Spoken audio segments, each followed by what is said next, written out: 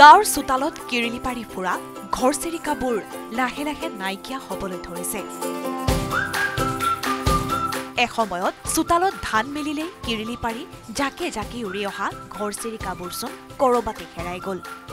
সময় সলনি হ'ল, গাঁওবোৰ আধুনিক হ'বলৈ ধৰিলে। খেৰৰ ঘৰৰ ছালত বাস লোৱা ঘৰচিৰিকাৰ আজি মৰণ মিলিছে, যাৰ বাবে বিশ্বতে এতিয়া ঘৰচিৰিকা সংৰক্ষণ কৰিবলৈ আগবাঢ়ি আহিছে সকলো।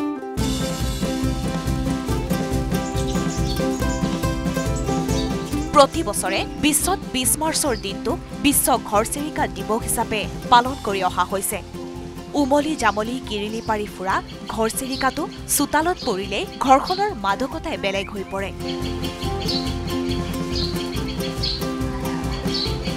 ভাৰতত প্ৰথমবাৰৰ বাবে নেচাৰ ফৰএভাৰ ছ'চাইটি নামৰ এটা প্ৰকৃতিপ্ৰেমী সংস্থাই ২০১০ চনত উদযাপন কৰিছিল বিশ্ব ঘৰচিৰিকা দিৱস। ঘৰচিৰিকা সংৰক্ষণৰ বাবে অহৰহ জনসচেতনতাৰ বাবে কাম কৰি আহিছে এই সংস্থাটোৱে। উল্লেখ্য যে বিশ্বত পোৱা ঘৰচিৰিকাৰ কেইবাটাও প্ৰজাতিৰ ভিতৰত ভাৰতত মুঠ ৫ বিধ প্ৰজাতিৰ ঘৰচিৰিকা দেখিবলৈ পোৱা যায়। চোতালৰ ধূলিৰ মাজত বা পানী পোতাৰ এচলু পানীত জাক পাতি পাখি কৰালিবলৈ এই কণমানি চৰাইজাক আজি গৃহস্থৰ ঘৰত নাই।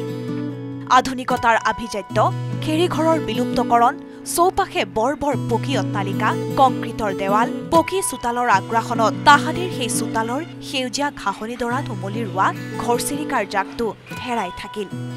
আগতে গোটেইবিলাক খেৰৰ ঘৰ আছিলে, গতিকে খেৰৰ মাজত সোমাই থাকে সুন্দৰকৈ, বা বাঁহৰ যিটো চুঙা সেইটোত সোমাই থাকে। এতিয়া টিংপাতৰ ঘৰ আৰু RCC ঘৰ হোৱাৰ পিছত তাহাঁতৰ বাসস্থানৰ কাৰণেও যথেষ্ট অসুবিধা হৈছে। প্ৰায় বিলুপ্ত প্ৰায় প্ৰাণীৰ শ্ৰেণীলৈ পৰ্যবেক্ষিত হ'বলৈ আৰম্ভ কৰিছে।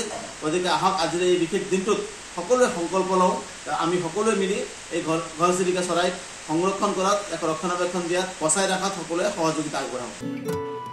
খেৰীঘৰৰ ছালত বা মৰণা মাৰি গোটাই থোৱা খেৰৰ মেজিত নিশাটো কটাই কাহিলি পুৱাই গৃহস্থৰ টোপনি ভঙা ঘৰচিৰিকাৰ জাকবোৰ আজি বিলুপ্ত প্ৰায়। কাজিৰঙাৰ এটা পৰিয়ালে দেখুৱাইছে ঘৰচিৰিকা প্ৰেমৰ আন এখন ছবি। কাজিৰঙাৰ পৰ্যটন বিভাগৰ কৰ্মচাৰী কৃষ্ণ বৰা আৰু পত্নী ৰিকমিক বৰাই আদৰ যত্নৰে প্ৰচেষ্টা লৈছে ঘৰচিৰিকা সংৰক্ষণৰ। ৰাতিপুৱা আহি হুলস্থুল, মানে এইখিনি ফুলজোপা আছে, ফুলজোপাত আহি বহি থাকিব। এখন খুলিয়েই সিহঁতকে পাওঁ, আৰু যদি নিদিওঁ দুৱাখন খুলিলে ভিতৰত সোমাই যায়।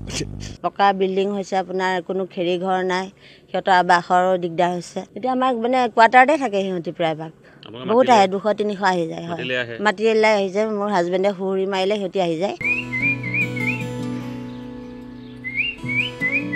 কৃষ্ণ বৰা আৰু পত্নী ৰিকমিক বৰাৰ চৰকাৰী আৱাসতে থিতাপি লৈছে এজাক ঘৰচিৰিকাই।